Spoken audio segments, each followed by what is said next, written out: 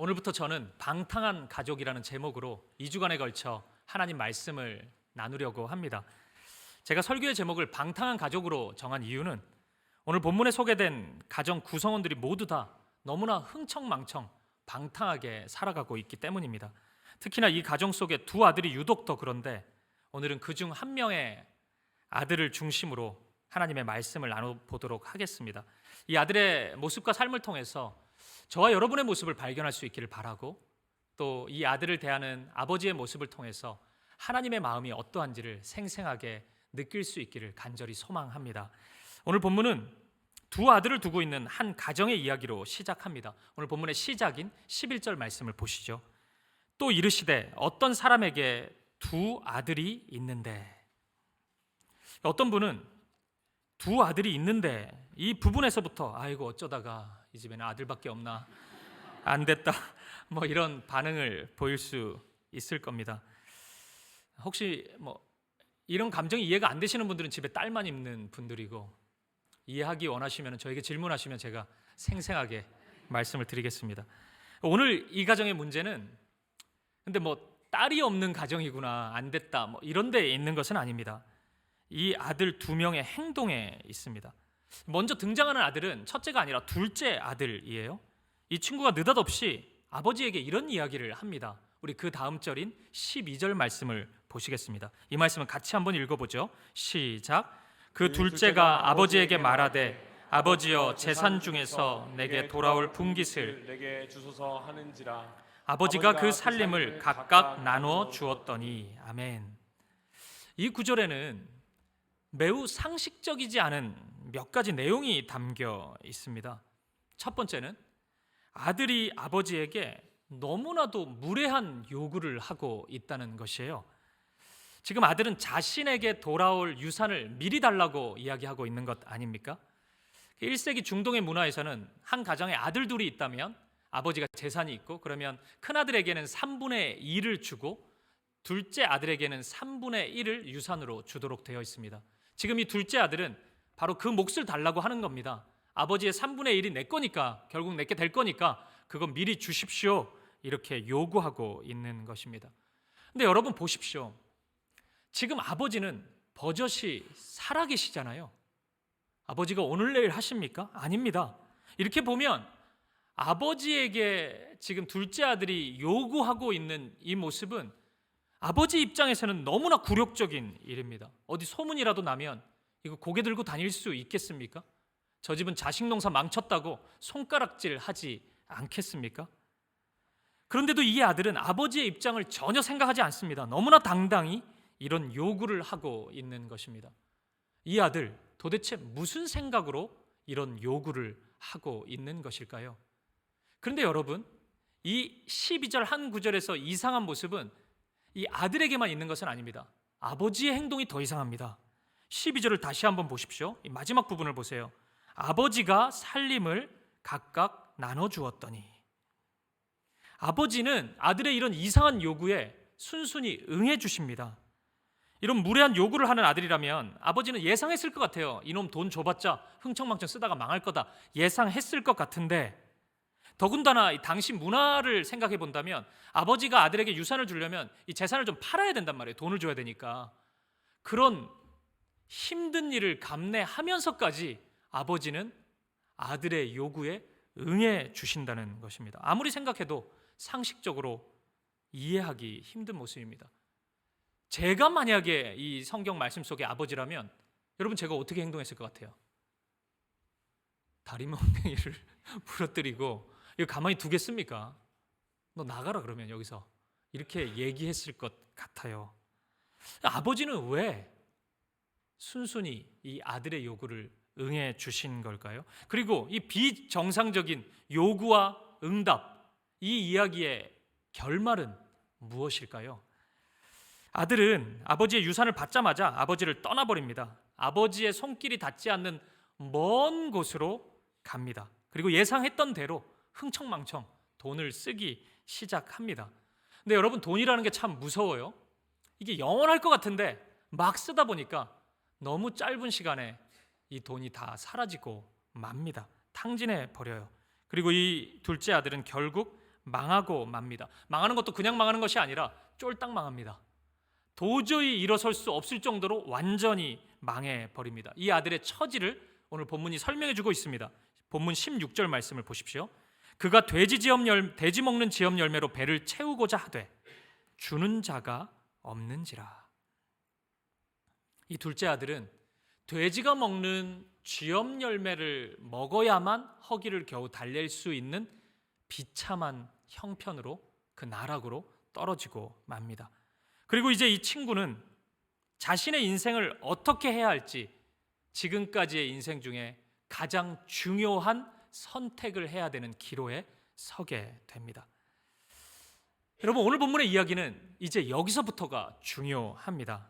오늘 본문이 말씀하고자 하는 핵심이 바로 여기서부터 드러나기 때문입니다. 그리고 지금부터 나타나는 이 아들의 행동, 아버지의 행동을 온전히 이해하려면 이 이야기 속에, 이 말씀 속에 가리키고 있는 아들이 누군지, 아버지가 누군지를 정확히 이해하는 것이 필요합니다. 먼저 둘째 아들이 누구를 가리키고 있는지를 확인해 봐야 되겠죠. 여러분, 이 둘째 아들은 누구일까요? 이 말씀 속에서 지금 가리키고 있는 이 둘째 아들이 보여주고 있는 누군가 한 사람은 바로 하나님을 떠났던 아담, 첫사람 아담입니다. 제가 자주 죄의 본질에 대해서 말씀을 드렸잖아요. 성도님들에게 그냥 죄가 무엇입니까? 이렇게 물으면 너무나 많은 분들이 윤리 도덕적인 측면에서 죄를 대답해요. 내가 나쁜 마음 가지는 거요, 누군가에게 피해를 끼치는 거요, 누군가를 미워하는 거요, 뭐 이렇게 대답을 한다고요. 그것도 죄는 맞죠. 하지만 그것이 죄의 본질은 아닙니다. 죄의 본질이 무엇이라고 제가 자주 강조드렸죠? 하나님과 관계없이 살겠다는, 하나님과 상관하지 않겠다는 자기 주장 의지, 그것이 죄의 본질입니다. 하나님께 하나님, 나 신경 쓰지 마세요. 나 이제 하나님과 관계없이 살 거니까 나에게 어떤 이야기도 하지 마세요. 나는 그 말씀대로 살지 않을 거니까 내 마음대로 살 겁니다. 이 의지, 이 고백, 이 선언, 그리고 이 고백대로 살아가는 삶, 이 모든 것이 죄입니다. 이것이 죄의 본질입니다. 아담이 하나님이 먹지 말라고 한 선과 악을 알게 하는 나무의 실과를 먹었다는 것은 바로 그 마음속에 이런 의지가 있었던 것입니다. 실수로 먹은 게 아니고 하나님과 관계없이 살겠다는 자기 주장이었습니다. 따라서 오늘 아버지를 떠난 본문의 둘째 아들은 하나님의 말씀을 저버리고 자기 마음대로 살겠다고 선언했던 첫째 사람 아담을 가리키고 있는 것이 분명합니다. 그런데 여러분, 오늘 이 둘째 아들이 아담만을 가리키고 있는 것은 아닙니다. 아담을 포함하고 있지만 아담만을 가리키고 있는 것은 아니에요. 아담 외에 또 다른 이들을 포함하고 있습니다. 그 사람은 누구일까요? 오늘도 여전히 아담의 길을 걷고 있는 자들, 하나님과 상관없이 살겠다고 선언하고 결단하고 하나님의 말씀과 관계없이 자신의 삶의 주인이 나라고 생각하고 그렇게 막 자기 생각대로 그렇게 살아가는 모든 자들, 아담적 삶을 살고 있는 모든 이들을 이 둘째 아들은 가리키고 있는 것입니다. 그러면 오늘 말씀을 통해서 우리가 확인할 수 있는 것은 무엇일까요? 이 아담의 끝자리, 그리고 아담적 삶을 살아가고 있는, 하나님과 관계없이 살아가고 있는 이 모든 사람들의 스토리의 마지막 결론을 이야기해주고 있는 것입니다. 그것은 바로 영적인 궁핍함, 메마름, 공고함입니다. 돼지 지엄 열매를 먹어가면서 내가 궁핍합니다. 나는 지금 죽어가고 있습니다. 이렇게 한탄하고 절규하고 있는 이 둘째 아들의 고백은 우리가 인지하고 있던 그렇지 않던 실은 아담과 같은 삶을 살아가고 있는 우리 영혼의 절규인 것입니다. 우리가 그것을 들을 수 있는 자이든 듣지 못하는 자이든 우리 영혼의 절규는 동일하게 우리를 향해 외치고 있는 것이에요. 사랑하는 여러분, 오늘 혹시 여러분의 삶이 이 둘째 아들의 모습과 매우 유사합니까? 그렇다면 이 둘째 아들의 부르짖음에 귀를 기울이십시오. 그것이 여러분 영혼의 외침입니다. 오늘 여러분 영혼의 소리를 들을 수 있기를 바랍니다. 시간이 지날수록 메말라져 가고 핍절해져 가고 있는 여러분 영혼의 상태를 바라볼 수 있기를 바라고, 그 영혼의 울부짖음을 들을 수 있기를 바랍니다. 그리고 오늘 이 둘째 아들이 바로 그 자리에서 선택한 그 결정에 주목해 볼 수 있기를 바랍니다. 둘째 아들은 갑자기 이렇게 고백합니다. 오늘 본문의 18절, 19절 말씀을 보시겠습니다. 함께 읽어보겠습니다. 시작. 내가 일어나 아버지께 가서 이르기를 아버지, 내가 하늘과 아버지께 죄를 지었사오니 지금부터는 아버지의 아들이라 일컬음을 감당하지 못하겠나이다. 나를 품꾼의 하나로 보소서 하리라 하고. 아멘. 갑자기 둘째 아들은 자신의 죄를 깨닫고 회개하기 시작합니다. 이상하죠? 보통 회개라는 것은 누가 책망도 해주고 내 삶을 좀 진단해주고 해석을 해줘야 우리가 회개가 보통 일어나는데, 이 아들에게는 그런 아무런 자극이 없었는데 갑자기 회개하기 시작합니다. 왜 그럴 수 있었을까요? 자신의 형편을 정확히 보았기 때문입니다. 이 아들은 아버지와 함께 있었던 그 모든 시간이 구속이고 억압이고 속박이라고 여겼을 겁니다. 그래서 아버지를 탈출한 거죠. 그런데 아버지를 떠나 자신의 삶을 살아보니까 이제 안 겁니다.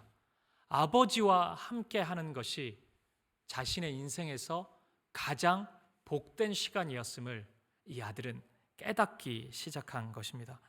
사랑하는 여러분, 오늘 이 지점에서 이거 하나 꼭 기억해 주셨으면 좋겠습니다. 하나님의 은혜가 시작되는 첫 걸음이 있습니다. 출발이 있다고요. 그 출발이 무엇인지 아십니까? 회개입니다.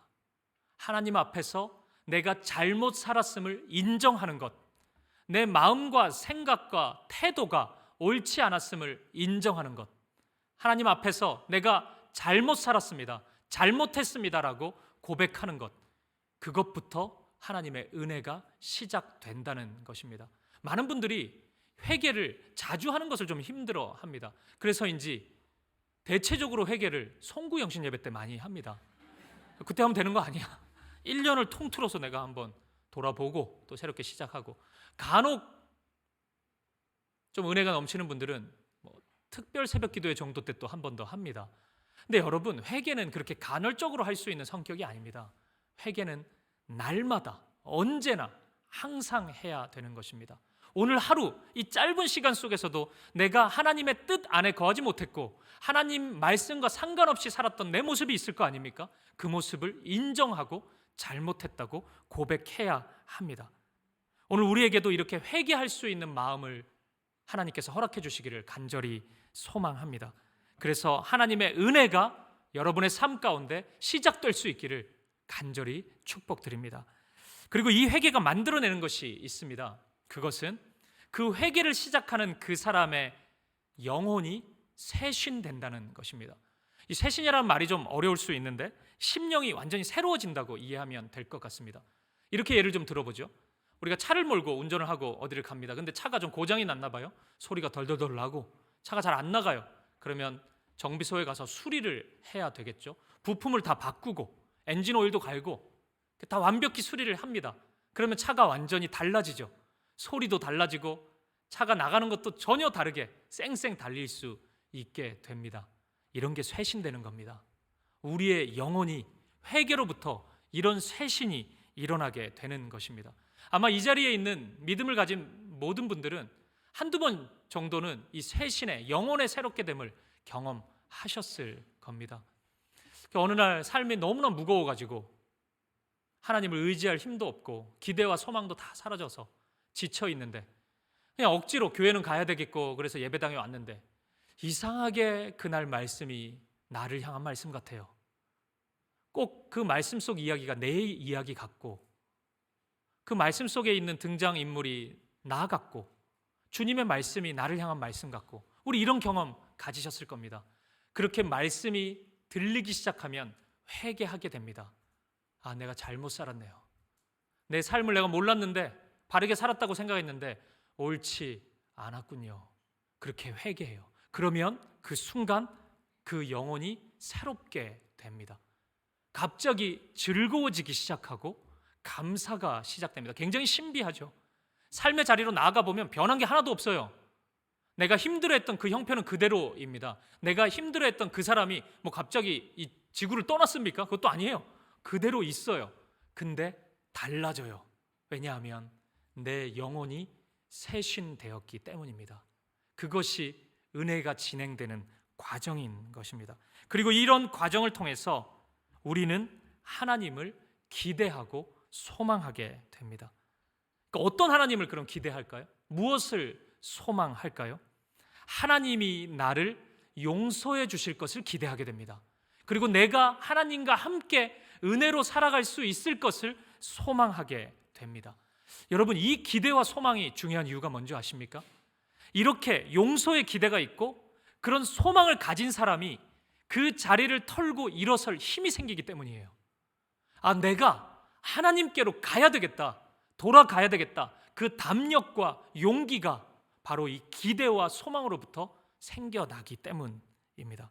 따라서 여러분, 회개의 완성은 그냥 마음속의 죄책감을 고백하는 정도가 아니고 그렇게 시작되는 것이지만 그 회개의 완성은 삶의 돌이킴입니다. 가던 길을 멈추어 서서 유턴해서 하나님께로 돌아서는 것이, 그것이 바로 회개의 모습입니다. 오늘 본문의 둘째 아들에게 바로 이러한 회개가 나타났습니다.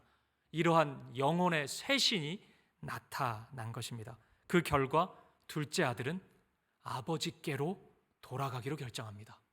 아버지께로 돌아갑니다. 아버지께로 돌아가는 길이 어땠을까요? 아버지가 찾지 못하는 먼 곳에 갔으니까 꽤 시간이 걸렸을 거 아닙니까? 저는 좀 두려움이 있었을 것 같아요. 불안함도 있었을 것 같아요. 아버지가 과연 용서해 주실까? 아버지가 나를 받아주실까? 이런 불안함이 분명히 있었을 것입니다. 하지만 그 불안함보다도 더 강력한 마음은 자신의 삶에 대한 반성이었을 것입니다. 내가 왜 그랬을까? 내가 왜 아버지를 떠났을까? 내가 왜 그렇게 마음대로 살았을까? 그 후회하는 마음이 훨씬 더 컸을 것입니다. 그리고 아버지의 집으로 돌아옵니다. 먼 길을 돌고 돌아서 이제 아버지의 집으로 오게 되었습니다. 여러분, 이제 어떤 일이 일어날까요? 아들을 발견한 아버지는 막 뛰어오기 시작합니다. 1세기 중동의 문화에서 어른이, 부모가 달리는 경우는 없습니다. 이 체면 문화가 너무 강하기 때문에 아무리 급한 일이 있어도 천천히 걷습니다. 근데 지금 아버지는 그 문화를 깨뜨리고 그 전통을 깨뜨리고 전력 질주해서 달려갑니다. 왜 뛰어가신 걸까요? 왜 아들에게 달려오신 걸까요? 아들 뺨 한 대 때려주려고? 너 여기 어딘 줄 알고 여기로 왔냐? 네가 모르는 게 있나 본데 호적에서 너 팠다. 너 내 아들 아니다. 이 얘기 해주려고 정강이한테 걷어차고 가라고, 우리 집 마당에 발 디뎌놓을 생각하지 마라, 이런 얘기 해주려고 그랬을까요? 아니죠. 그렇지 않죠. 오늘 본문 20절 말씀을 보시죠. 이것이 아버지의 마음입니다. 이에 일어나서 아버지께로 돌아가니라. 아직도 거리가 먼데 아버지가 그를 보고 측은히 여겨 달려가 목을 안고 입을 맞추니. 아멘. 당시에 문화적 관습까지 깨뜨리면서 아버지가 달려온 이유는 너무나 분명합니다. 아들의 얼굴이 너무 보고 싶었기 때문입니다. 아들을 한번 안아보고 싶었고, 아들의 얼굴에 입 맞춰보고 싶었고, 아들에게 사랑한다고 이야기해주고 싶었기 때문입니다. 참 잘 왔다고 안아주고 싶어서 아버지는 그토록 빠르게 아들을 향해 달려갔던 것입니다. 아들은 이런 아버지의 행동이 참 이상했을 거예요. 아무리 생각해도 아버지에게 그런 대우를 받을 입장이 아니지 않습니까? 그래서인지 아들은 이렇게 고백합니다. 아버지, 저는 아버지의 아들이 될 수가 없습니다. 저를 그냥 일꾼 중에 한 명으로 여겨주십시오.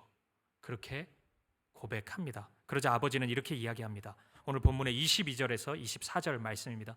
같이 한번 읽어보겠습니다. 시작. 아버지는 종들에게 이르되 손에 가락지를 끼우고 발에 신을 신기라. 그리고 살찐 송아지를 끌어다가 잡으라. 우리가 먹고 즐기자. 이 내 아들은 죽었다가 다시 살아났으며 내가 잃었다가 다시 얻었노라 하니 그들이 즐거워하더라. 아멘. 아버지는 잔치를 엽니다. 그리고 가장 좋은 것으로 아들을 입히고 가장 좋은 것으로 먹이면서 축제를 엽니다. 왜요? 아버지는 너무 기뻤기 때문입니다.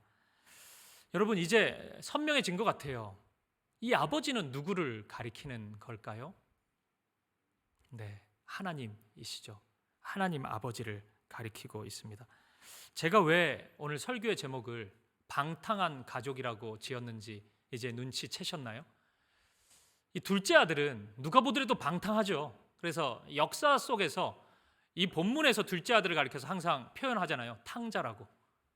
이 둘째 아들은 누가 봐도 탕자입니다. 방탕한 아들이에요. 그런데 여러분, 그보다 더 방탕한 분이 한 분 계십니다. 아버지세요. 이 아들은 아버지를 떠나 자기 마음대로 사는데 방탕했지만 이 아버지는 아들을 향한 사랑에 있어서 방탕합니다. 조금도 아끼지 않습니다. 자신의 모든 것을 내어서 아들에게 당신의 사랑을 보여주십니다. 용서만 해도 돼요. 용서만 해도 이거 평생 잊을 수 없는 사랑입니다. 근데 아버지는 가장 좋은 것으로 입히고 먹여주십니다. 가장 큰 잔치를 펼쳐주십니다. 그래서 이 모습을 가리켜서 제가 사랑하는 팀 켈러 목사님은 이 하나님을 탕부 하나님이라고 그렇게 부릅니다. 탕자보다 더 방탕한 아버지, 그분이 바로 하나님이신 것입니다. 사랑하는 성도님, 오늘 이 자리에 크고 작은 삶의 자리에서 하나님과 관계없이 살아왔다고 인정하고 생각하는, 그렇게 동의하는 분들이 계십니까? 그러면 두려워하지 말고, 그리고 걱정하지도 말고, 그리고 너무 민망해하지도 말고 아버지께로 나아오십시오.